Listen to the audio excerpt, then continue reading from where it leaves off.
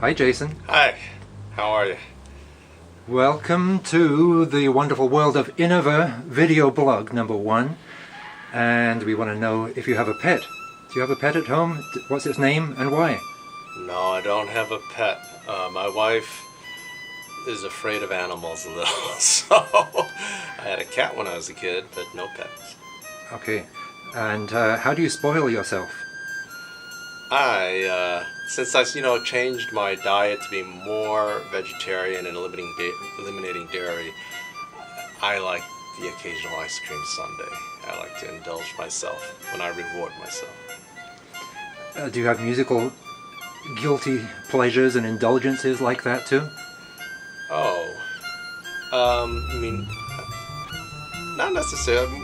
All music's always rewarding when I listen to it. I usually like something in all music, even if it's not my direction. I can appreciate the ideas and the thinking, and then most especially as a working artist, the effort that went into someone to create something for me to listen to. If you weren't making music as a career, what would you be doing? Oh, these are tough questions. I think I am totally stumped by that.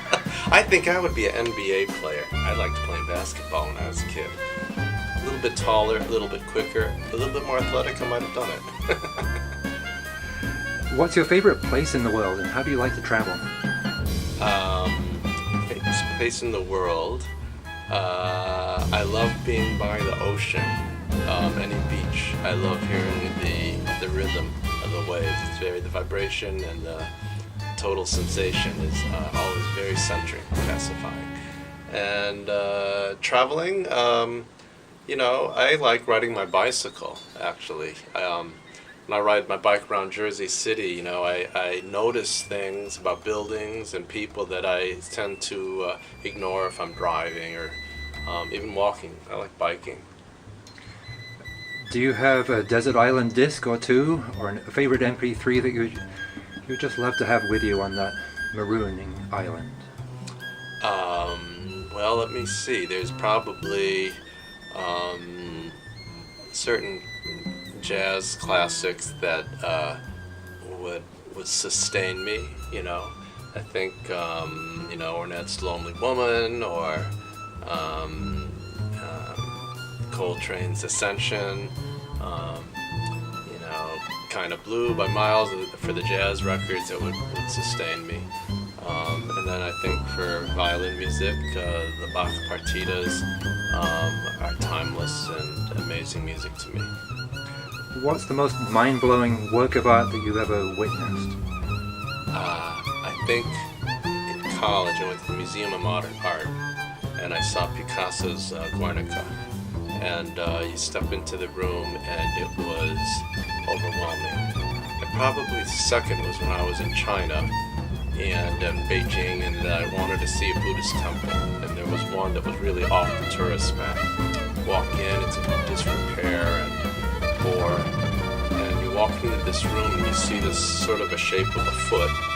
And then you look up and it was a Buddha carved out of like a 40-foot tree, and it just loomed up like a giant, and you literally just took your breath away. What's your most memorable or inspirational performance, either one that you attended or that you gave yourself? I think I guess it's the most recent one that sort of stays with me, and then it drives me to the next one. So this performance at McNally, I was very happy with, and in Poland, each of the concerts were special. So I'm actually riding quite high now. I'm very, very happy with this tour. What has been your career low point so far, apart from this interview?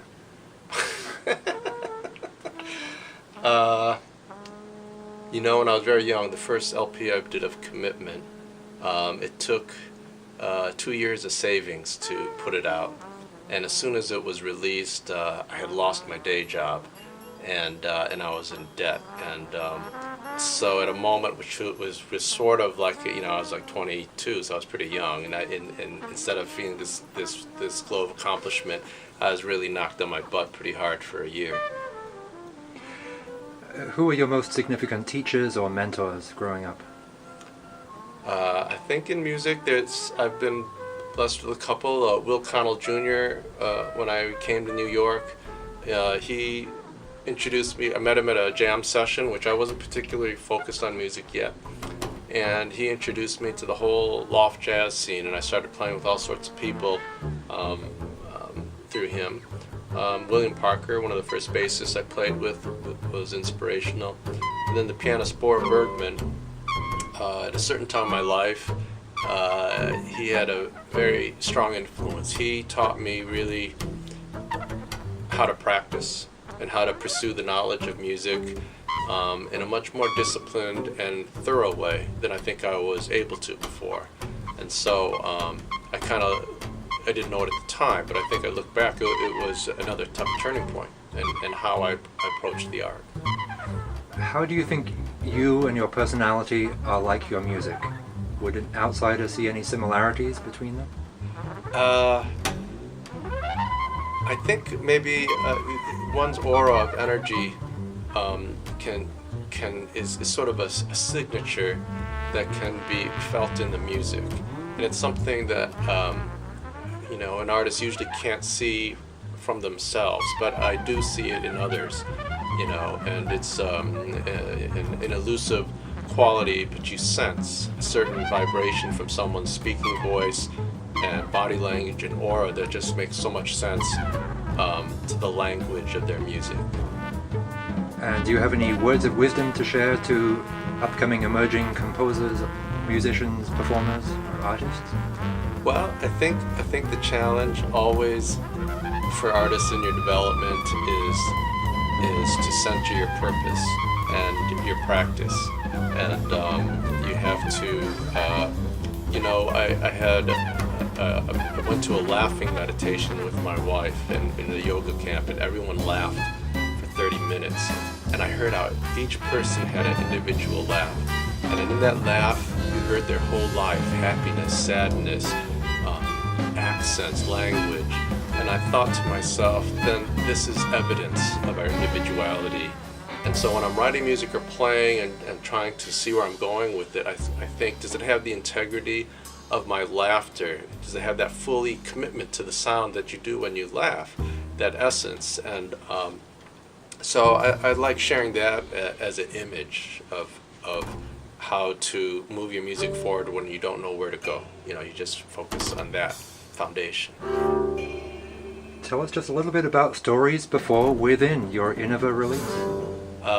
Well, it's a second release of my quartet Edge, and I think in the evolution of the group, what happens over a period of time, and it can only be developed on the bandstand, is a deepening chemistry.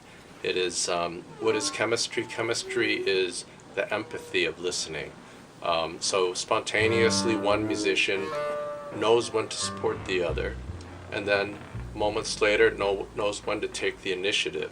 And so there's this dynamic flow of energy that has to be open.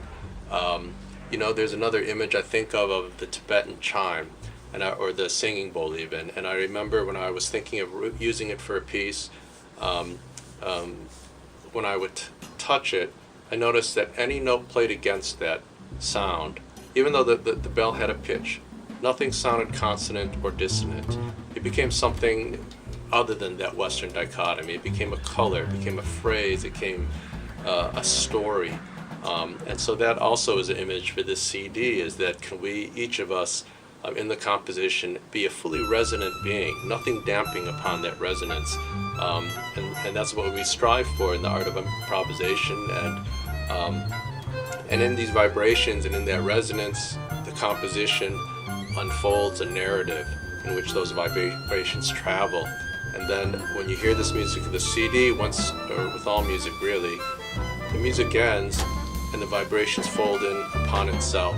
And then it becomes a portal of memory about your own personal meaning of what it meant to you when you heard it at that time, and that can change over time. And so I think that's what I learned from the creation of stories before within, and that sort of is part of the inspiration for the title.